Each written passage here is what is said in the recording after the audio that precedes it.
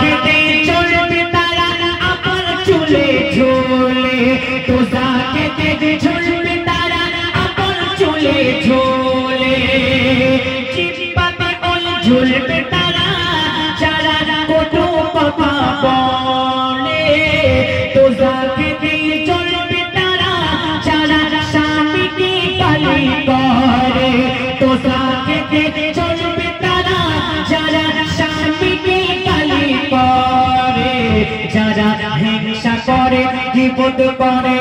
যারা হিংসা করে বিপদ করে উপকার করে খোটা দেয়, যারা হিংসা করে বিপদ করে উপকার করে খোটা দেয়, সেসব নারী জ্বলবে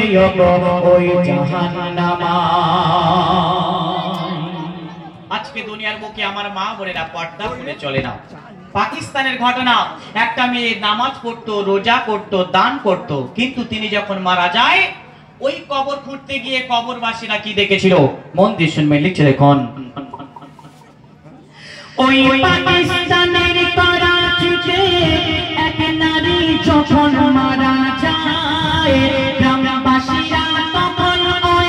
নারীর কবর খুঁড়তে যায়, গ্রামবাসীরা তখন ওই নারীর কবর খুঁড়তে যায়, কবর খুঁড়ে তারা তখন অবাক সবাই হয়ে যায়, দেখে ৭০টা সাপ এসে ঘুরছে সারা কবরময়, ৭০টা সাপ এসে ঘুরছে সারা কবরময়, ওই নারীর জন্য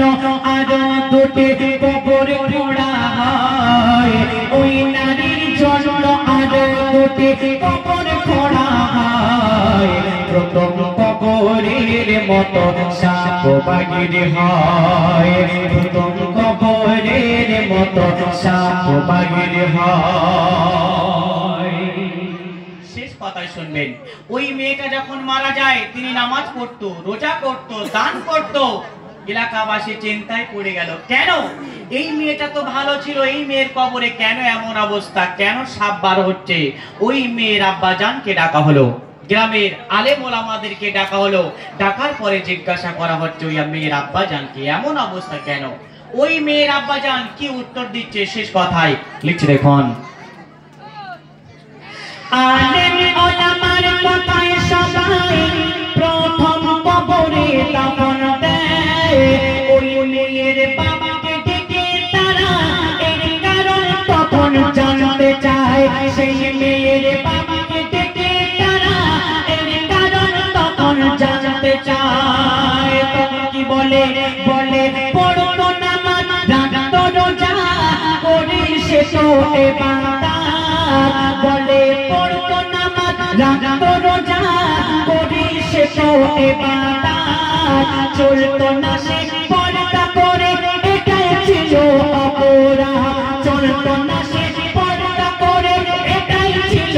অপরাধ, কবি খালিকি বলে যেসব নারী চলে বেপরদায়, কবি খালিকি বলে যেসব নারী চলে বেপরদায়, তাদের কবর কঠিন জায়গা নাম হয়ে যায়, তাদের কবর কঠিন জায়গা নাম হয়ে যায়,